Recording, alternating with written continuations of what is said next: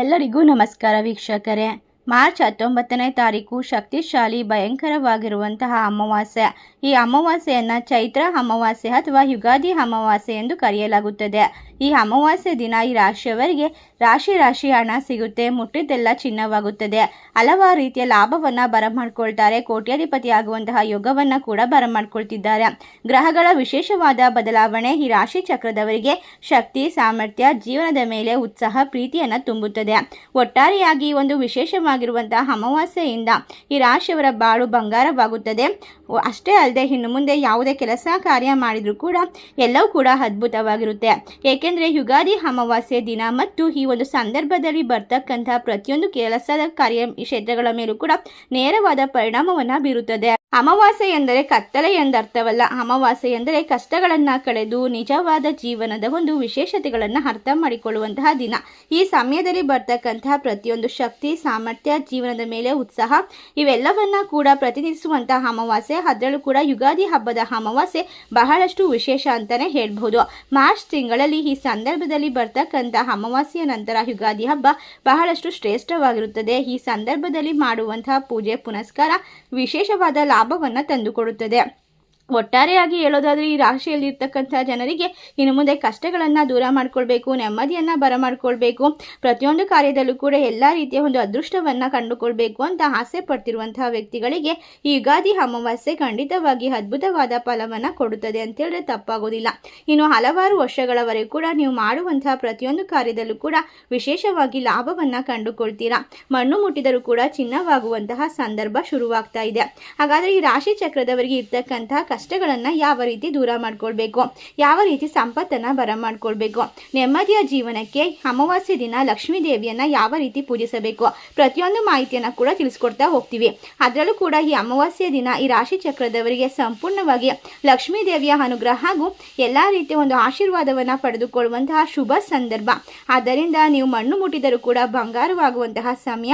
ಈ ರಾಶಿ ಚಕ್ರದವರಿಗೆ ಇನ್ನು ಮುಂದೆ ಯಾವುದೇ ಸಮಸ್ಯೆಗಳು ಬಂದರೂ ಕೂಡ ಅದನ್ನು ನಿವಾರಣೆ ಮಾಡ್ಕೊಳ್ಳೋದಕ್ಕೆ ಲಕ್ಷ್ಮೀ ದೇವಿಯ ಅನುಗ್ರಹಕ್ಕೋಸ್ಕರ ಲಕ್ಷ್ಮೀ ದೇವಿಗೆ ಈ ಒಂದು ಚಿಕ್ಕ ವಸ್ತುವನ್ನು ಅರ್ಪಿಸೋಕೆ ಮರಿಬೇಡಿ.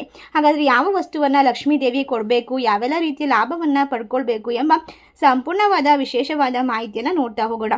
ಅದಕ್ಕೂ ಮುನ್ನ ನೀವು ಕೂಡ ತಾಯಿ ಲಕ್ಷ್ಮೀ ದೇವಿಯ ಭಕ್ತರಾಗಿದ್ದಲ್ಲಿ ವಿಡಿಯೋಗೆ ಒಂದು ಲೈಕ್ ಕೊಟ್ಟು ತಪ್ಪದೆ ನಮ್ಮ ಚಾನಲ್ನ ಸಬ್ಸ್ಕ್ರೈಬ್ ಮಾಡಿ, ಹಾಗೆ ಪಕ್ಕದಲ್ಲಿ ಇರುವಂಥ ಬೆಲ್ ಐಕನ್ನ ಪ್ರೆಸ್ ಮಾಡಿ. ಒಟ್ಟಾರೆಯಾಗಿ ಯುಗಾದಿ ಅಮಾವಾಸ್ಯೆಯ ನಂತರ ಈ ರಾಶಿಯಲ್ಲಿರ್ತಕ್ಕಂತಹ ಜನರಿಗೆ ಬಾಳು ಬಂಗಾರ, ಕಷ್ಟಗಳಿಂದ ಪರಿಹಾರ, ನೆಮ್ಮದಿಯ ಜೀವನ ಶುರುವಾಗುತ್ತೆ.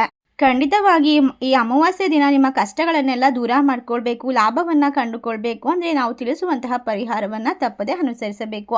ಅಷ್ಟೇ ಅಲ್ಲದೆ ಮೊದಲನೇ ರಾಶಿ ಬಂದು ಕುಂಭ ರಾಶಿ, ಮಕರ ರಾಶಿ. ಈ ಎರಡೂ ರಾಶಿಯವರಿಗೆ ಈ ಒಂದು ಸಮಯ ಅದ್ಭುತ ಹಾಗೂ ವಿಶೇಷವಾದ ಲಾಭವನ್ನು ತಂದುಕೊಡುತ್ತದೆ. ಈ ವರ್ಷದ ಯುಗಾದಿ ಹಬ್ಬ ಮಾರ್ಚ್ ತಿಂಗಳಲ್ಲಿ ಬಂದಿರೋದ್ರಿಂದ 2026 ಮಾರ್ಚ್ ಶಕ್ತಿಶಾಲಿ ದಿನ. ಏಕೆಂದರೆ ಬುಧವಾರ ಸಂಜೆ ನಮಗೆ ಯುಗಾದಿ ಅಮಾವಾಸ್ಯೆಯ ತಿಥಿ ಪ್ರಾರಂಭವಾಗುತ್ತದೆ. ಗುರುವಾರ ಬೆಳಗ್ಗೆ 6:30ಕ್ಕೆ ಈಗ ಮುಕ್ತಾಯವಾಗುತ್ತದೆ. ಒಟ್ಟಾರೆಯಾಗಿ ಅಮಾವಾಸ್ಯೆಯ ತಿಥಿ ಪ್ರಾರಂಭವಾಗುವಂತಹ ದಿನ ಬುಧವಾರ ಪ್ರಾರಂಭವಾಗಿ ಯುಗಾದಿ ಅಮಾವಾಸ್ಯೆಯ ದಿನ ಮತ್ತು ತಿಥಿ ಪ್ರಾರಂಭದ ಸಮಯವನ್ನ ನೋಡೋದಾದ್ರೆ ಬುಧವಾರ ಬೆಳಗ್ಗೆ ಪ್ರಾರಂಭವಾಗಿ ಗುರುವಾರ ಬೆಳಗ್ಗೆ ಮುಕ್ತಾಯವಾಗುತ್ತದೆ. ಅದಾದ ನಂತರ 19ನೇ ತಾರೀಕು ಯುಗಾದಿ ಹಬ್ಬವನ್ನ ಆಚರಣೆ ಮಾಡಬಹುದು. ಎರಡೂ ಕೂಡ ಒಂದೇ ಸಮಯದಲ್ಲಿ ಒಂದೇ ಗ್ರಹಗತಿಗಳ ಮೂಲಕ ಹಾದು ಹೋಗುವಂತಹ ಶಕ್ತಿಶಾಲಿ ಅಮಾವಾಸ್ಯೆಯನ್ನ ಸಂಪೂರ್ಣವಾಗಿ ರಾಶಿ ಚಕ್ರದವರು ಬರ ಮಾಡಿಕೊಳ್ಳುವುದರ ಮೂಲಕ ಮನೆಯಲ್ಲಿ ಸಣ್ಣ ಪುಟ್ಟ ರೀತಿಯಲ್ಲಿ ಪೂಜೆ ಪುನಸ್ಕಾರಗಳನ್ನು ಮಾಡಿಕೊಂಡು ಲಕ್ಷ್ಮೀ ದೇವಿಯ ಕೃಪೆಗೆ ಪಾತ್ರರಾಗುವ ಮೂಲಕ ಎಲ್ಲ ಕಷ್ಟಗಳಿಗೆ ಮುಕ್ತಿ, ಆಕಸ್ಮಿಕ ಧನಲಾಭ, ಮುಟ್ಟಿದ್ದೆಲ್ಲ ಚಿನ್ನ, ಸಾಲಬಾಧೆಗಳಿಂದ ಪರಿಹಾರವನ್ನು ಪಡೆದುಕೊಳ್ಳಬಹುದು. ಈ ರಾಶಿಯವರಿಗೆ ತುಂಬಾನೇ ಒಳ್ಳೆಯದಾಗುತ್ತೆ ಮತ್ತು ಯಾವುದೇ ಕೆಲಸ ಮಾಡಿದ್ರೂ ಕೂಡ ಲಾಭ ಸಿಗ್ತಾ ಹೋಗುತ್ತೆ. ಖಂಡಿತವಾಗಿ ಸಮಯ ನಿಮ್ಮ ಜೀವನದಲ್ಲಿ ಅದ್ಭುತವಾಗಿರುವಂತಹ ಪರಿವರ್ತನೆಯ ಸಮಯ ಅಂತ ಹೇಳಿದ್ರೆ ತಪ್ಪಾಗೋದಿಲ್ಲ. ಕುಂಭರಾಶಿ ಮತ್ತು ಮಕರ ರಾಶಿಯವರ ಜೀವನ ಇನ್ನು ಮುಂದೆ ಅದ್ಭುತವಾಗಿರುತ್ತೆ. ಎಲ್ಲ ಕಷ್ಟಗಳು ದೂರವಾಗುತ್ತೆ. ಯಾವುದೇ ಕೆಲಸ ಮಾಡಿದ್ರೂ ಕೂಡ ಅದರಲ್ಲಿ ಲಾಭವನ್ನು ಕಂಡುಕೊಳ್ಳಬಹುದು. ಅಷ್ಟೇ ಅಲ್ಲದೆ ನೀವು ಮಣ್ಣು ಮುಟ್ಟಿದರೂ ಕೂಡ ಚಿನ್ನವಾಗುವಂತಹ ಸಂದರ್ಭದಲ್ಲಿ ನೀವು ಯಾವುದೇ ಕೆಲಸವನ್ನ ಮಾಡಬೇಕಾದ್ರೂ, ನಿರ್ಧಾರವನ್ನ ತೆಗೆದುಕೊಳ್ಬೇಕಾದ್ರೂ ಕೂಡ ಯೋಚನೆ ಮಾಡಿ ತೆಗೆದುಕೊಳ್ಬೇಕು. ಇನ್ನು ಈ ರಾಶಿಯವರು ಮನೆಗೆ ಒಂದು ವಸ್ತುವನ್ನ ತಂದ್ರೆ ಖಂಡಿತವಾಗಿ ವರ್ಷ ಪೂರ್ತಿ ನಿಮಗೆ ಹಣದ ಸಮಸ್ಯೆ ಬರೋದಿಲ್ಲ. ಮನೆಯಲ್ಲಿ ಸುಖ, ಶಾಂತಿ, ನೆಮ್ಮದಿ ಅನ್ನೋದು ದೊರೆಯುತ್ತದೆ. ನೀವು ಕೈ ಹಾಕಿದ ಕೆಲಸದಲ್ಲೆಲ್ಲ ಜಯ ಅನ್ನೋದು ಸಿಗ್ತಾ ಹೋಗುತ್ತೆ. ಹಾಗಾಗಿ ಈ ಒಂದು ವಸ್ತುವನ್ನ ನೀವು ಮನೆಗೆ ತಂದು ಪೂಜೆ ಮಾಡೋದ್ರಿಂದ ಖಂಡಿತವಾಗಿ ಲಕ್ಷ್ಮೀ ದೇವಿಯ ಕೃಪಾ ಕಟಾಕ್ಷದ ಜೊತೆಗೆ ಜೀವನದ ಪ್ರತಿಯೊಂದು ಕ್ಷೇತ್ರದ ಮೇಲೂ ಕೂಡ ಲಾಭವನ್ನ ಬರ ಮಾಡ್ಕೊಳ್ತೀರಾ.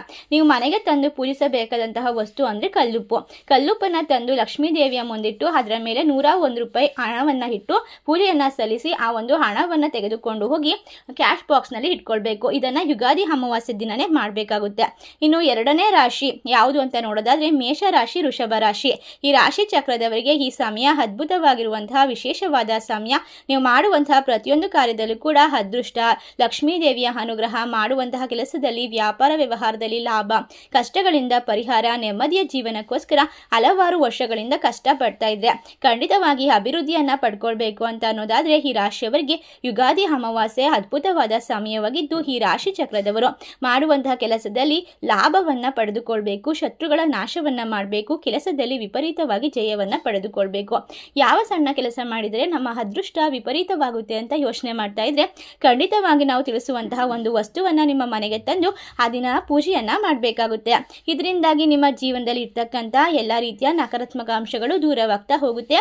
ನಿಮ್ಮ ಮನೆ ಮತ್ತು ಮನಸ್ಸಿನಲ್ಲಿ ಅದ್ಭುತವಾದ ಶಕ್ತಿ, ಮಕ್ಕಳ ವಿದ್ಯಾಭ್ಯಾಸದಲ್ಲಿ ವಿಶೇಷವಾಗಿ ಲಾಭ, ಮನೆಯಲ್ಲಿ ಮನಃಶಾಂತಿ ಎಲ್ಲವೂ ಕೂಡ ಸಿಗ್ತಾ ಹೋಗುತ್ತೆ.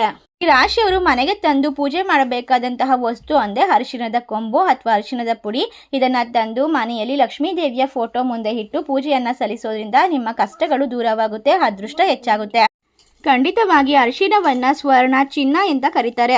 ಚಿನ್ನವನ್ನು ತಂದು ನಮ್ಮ ಮನೆಯಲ್ಲಿ ಪೂಜಿಸೋಕೆ ಆಗೋದಿಲ್ಲ ಅನ್ನುವಂಥ ಜನರು ಖಂಡಿತವಾಗಿ ಅರಿಶಿಣದ ಕೊಂಬು, ಅರಿಶಿಣದ ಪುಡಿಯನ್ನು ಲಕ್ಷ್ಮೀ ದೇವಿಯ ಮುಂದಿಟ್ಟು ಪೂಜೆ ಮಾಡೋದ್ರಿಂದ ಅದೃಷ್ಟ, ಸಂಪತ್ತು ಹೆಚ್ಚಾಗ್ತಾ ಹೋಗುತ್ತೆ.